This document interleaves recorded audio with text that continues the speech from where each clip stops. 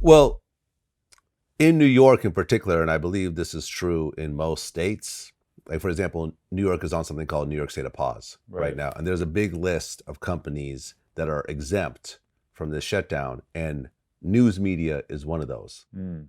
And us with VladTV.com, we are definitely a news media company. Right. And when we do interviews, we discuss current events and so forth, covering of the news and talking about actual facts and trying to dispel rumors and conspiracy theories and so forth. So we're technically allowed to still function as a company. And if one of my employees gets stopped, we talked about this. Okay, like if you get stopped, if the police ask where you're going, you could say, this is the company I work for. This is what they do. This is why they're exempt.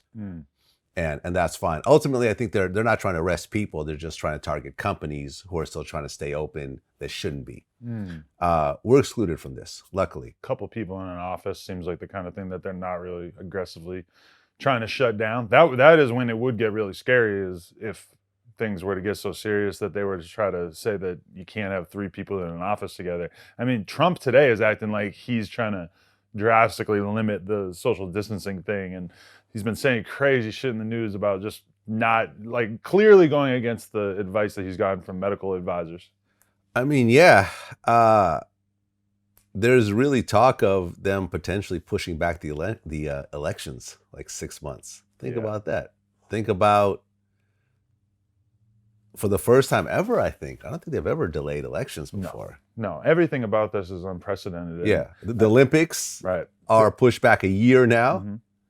And a month ago, or even less than a month ago, it was unthinkable that they would cancel South by Southwest. Yeah. And now Coachella is canceled. It seems so obvious now. And I remember, like, the moment where I realized how big a deal this was and how serious it was is, I remember after 9/11, Bush goes on camera and they ask him, what should people do in the face of this terrorist attack? He basically says, you should go to the mall. You should go shopping. You should support the economy. If you stop supporting the economy and we see the economy take a huge hit, then that's going to really be like the ultimate negative ramification of this act.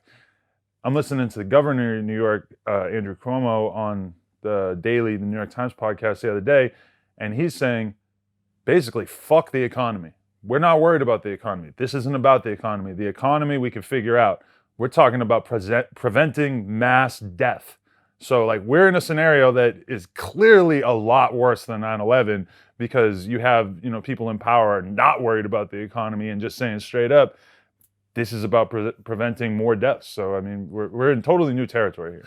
Yeah, I mean, DJ Black and Mild from New Orleans, who was one of the bounce pioneers. Now, I'll be honest, I'm not very familiar with him myself, but I'm not really into the bounce scene in New Orleans. But as we posted this article and I'm looking at the comments, and people are like, yo, this guy was serious in the city. This guy was a real force. He was on the radio as well. And he was like 44, I think. Not that old. Not that old at all. So, I mean, you don't know about the underlying conditions and so forth. And I really hope that people like Cardi B really stop doing these videos talking about how these celebrities are being paid to do these types of statements. I mean, Magic Johnson did a statement about this. You're really going to pay Magic Johnson, who's worth like $1 billion, to just go and say something that he knows is false when he's HIV positive himself? Like, really? This is what you're going to do? No, I mean, it's a kind of thing, too, where, thanks to our president in large part, and thanks to the failures of the mainstream media, we have a total lack of trust in the media from the average American. We're now in a situation where probably more than ever before, we need government. Probably has never been an instance in your life or my life where you needed the government as much as you do now, because realistically, these shutdowns are going to be the thing that stop the virus from spreading. So, I mean, we're in a very different point where, somebody like Cardi B presumably has sort of gotten used to taking everything that she sees in the news with a grain of salt, and everything is always presented as if there's two sides. And now we're clearly in a situation where there is no other side. And for her to go out and say something like, people are getting paid to say this stuff on TV, I mean, obviously anybody who's really reading the news or paying attention is going to know how stupid that is. And the problem is, though, is that she's got a really young audience who's, inclined to repeat that kind of stuff. But I know a lot of dudes who I would describe as, more or less like hood dudes, who 2 weeks ago were saying that kind of shit on their Instagram story of like, this is bullshit, I'm still gonna be outside, blah, blah, blah. And now are saying like, you know, y'all are stupid, like everybody needs to stay inside. Like I see so many people getting it, maybe a little late, but really getting it, and people that I'm really not used to seeing take the news seriously.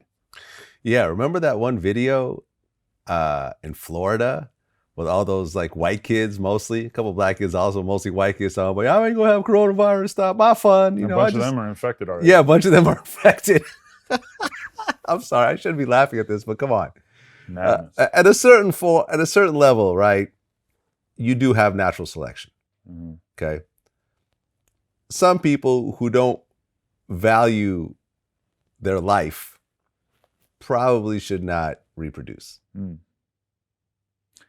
Having a whole bunch of suicidal people making babies that potentially are going to act the same way. Right. There is, and I know this is harsh. I know people are going to get on me about this, but like certain people are just going to be too stupid to make it through this. And that might not be a bad thing. The problem is though, those people in Florida, they could easily contract it and then give it to the lady at McDonald's, give it to the guy at Starbucks, give it to their mom, give it to their dad, their girlfriend. And it's like, you know, we're very used to dealing with problems where we feel like we have some degree of control.